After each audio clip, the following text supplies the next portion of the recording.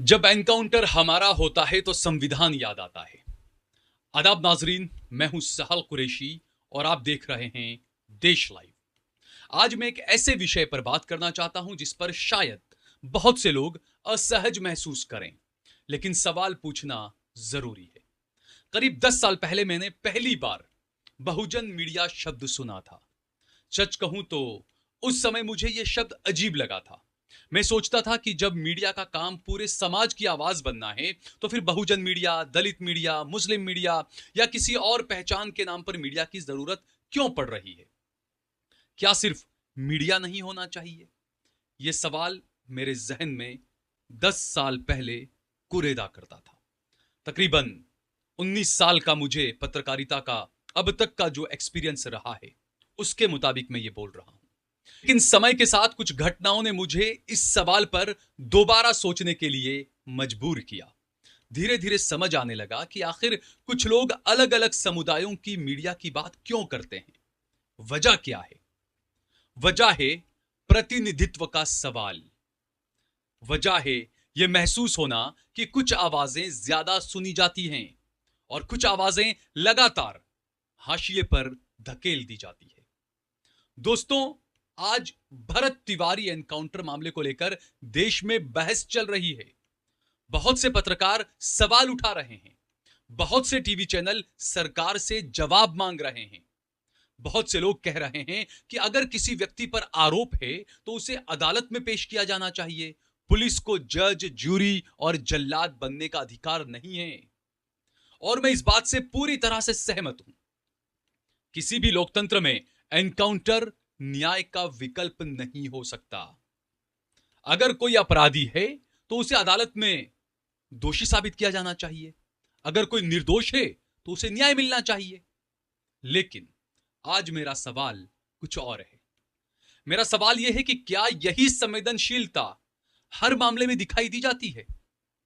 हर मामले में आपको यह संवेदनशीलता मीडिया माध्यमों से नजर आती है? क्या यही सवाल हर एनकाउंटर के बाद उठाए जाते हैं? क्या यही संविधान हर बार याद आता है? क्या यही मानवाधिकार हर बार याद आते हैं?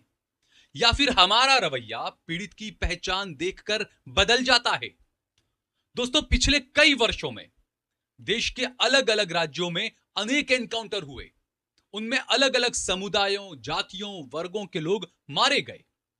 तब मीडिया का एक हिस्सा नहीं बल्कि यह कहें कि बड़ा हिस्सा क्या कर रहा था? क्या तब प्राइम टाइम डिबेट हुआ करती थी? क्या तब लगातार सवाल पूछे जा रहे थे? क्या तब पुलिस की कहानी पर उतना ही संदेह किया जा रहा था जितना संदेह आज किया जा रहा है? यही वो सवाल है जो आज आम जनता पूछ रही है। और यह सवाल सिर्फ मीडिया से नहीं है, यह सवाल हम सब से है। क्योंकि सच यह है कि समाज में चयनात्मक आक्रोश की बीमारी सिर्फ मीडिया तक सीमित नहीं है। जब पीड़ित हमारा होता है तो हम संविधान की बात करते हैं। जब पीड़ित दूसरा होता है तो हम चुप हो जाते हैं, खामोशी अख्तियार कर लेते हैं। जब अन्याय हमारे दरवाजे पर आता है तो हमें कानून याद आता है। लेकिन जब वही अन्याय किसी और के साथ होता है तो हम अक्सर खामोश रहते हैं या धर्म देखकर जश्न मनाने लगते हैं। यहीं से समस्या शुरू होती है, क्योंकि कानून का सिद्धांत बहुत साफ है। या तो कानून सबके लिए है या फिर कानून किसी के लिए नहीं है। अगर हम किसी एक एनकाउंटर पर ताली बजाते हैं तो हमें यह अधिकार नहीं रह जाता कि हम दूसरे एनकाउंटर पर हैरानी जताएं। अगर हम एक मामले में पुलिस को अदालत से ऊपर मान लेते हैं तो कल यही पुलिस किसी और मामले में खुद को अदालत से ऊपर समझने लगती है। पिछले कुछ वर्षों से लगातार यही हो रहा है। दोस्तों, इतिहास गवाह है कि जब समाज अन्याय पर चुप रहता है तो अन्याय की सीमा बढ़ती जाती है। आज किसी और के साथ होता है, कल आपके साथ हो सकता है, परसों मेरे साथ भी हो सकता है। इसीलिए लोकतंत्र में सिद्धांत व्यक्ति देखकर नहीं बदले जाते।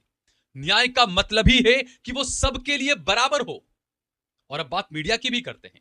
बहुत से लोग कहते हैं कि मुख्यधारा की मीडिया देश के सभी वर्गों और समुदायों का समान प्रतिनिधित्व नहीं करती। इस दावे से आप सहमत हो या असहमत, लेकिन यह बहस नई नहीं है। इसी भावना से अलग अलग वैकल्पिक मीडिया प्लेटफॉर्म बने। बहुजन मीडिया बना, क्षत्रिय मीडिया बना, डिजिटल मीडिया प्लेटफॉर्म्स बने। लोगों ने अपनी आवाज खुद उठाने की कोशिश की। मुझे याद है कि जब मैं दिल्ली के अंदर एक न्यूज चैनल में एंकर हुआ करता था, डॉक्टर जेके जैन साहब मरहूम, उनका वो चैनल था। और उस वक्त वो जैन टीवी एकमात्र ऐसा चैनल था जहां पर हर समुदाय की आवाज उठाई जाती थी।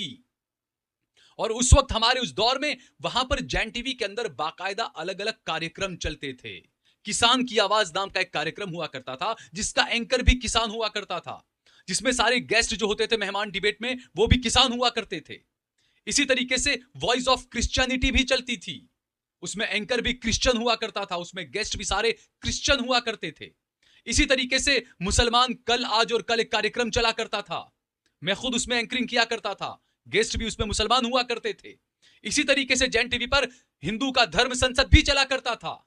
वो एक दौर था। लेकिन आज क्या हो रहा है? आज हर कोई सिर्फ अपनी आवाज उठाने की कोशिश में लगा है, क्योंकि उन्हें लग रहा है कि उनकी बात मुख्य धारा में पर्याप्त जगह नहीं पा रही है। आज सोशल मीडिया के दौर में हर समुदाय, हर वर्ग और हर नागरिक के पास अपनी बात रखने का अवसर है, लेकिन अवसर के साथ जिम्मेदारी भी आती है। हमारी भी कई जिम्मेदारियां हैं, इसीलिए हमने हमारा नंबर दिया हुआ है।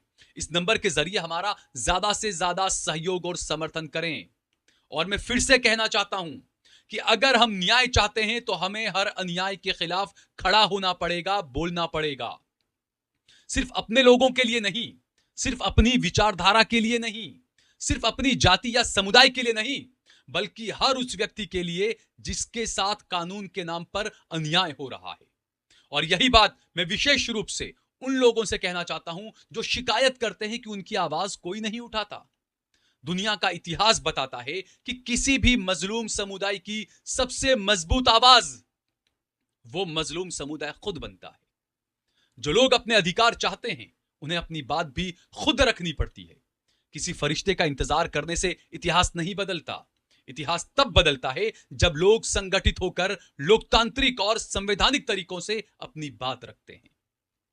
आखिर में सिर्फ एक बात, भरत तिवारी हो या असद अंसारी हो या कोई और, यादव हो, दलित हो, मुस्लिम हो, सवर्ण हो या किसी भी समुदाय से आता हो, अगर हम सचमुच संविधान में विश्वास करते हैं तो हमारा सिद्धांत एक ही होना चाहिए।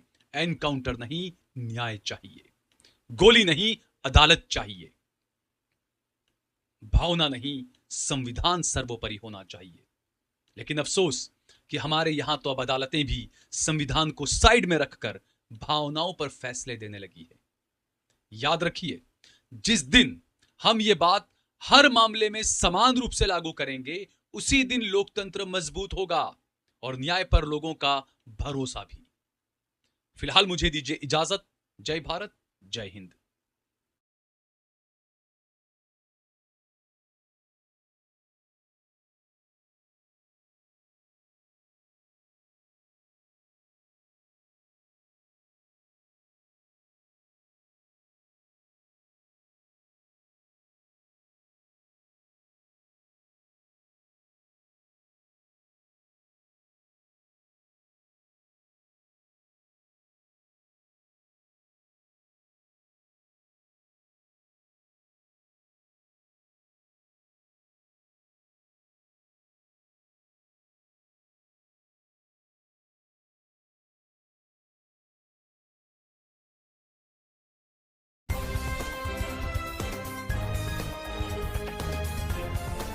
देश और दुनिया की तमाम छोटी और बड़ी खबरों के लिए हमारे चैनल को सब्सक्राइब करना न भूलें और बेल का बटन जरूर दबाएं।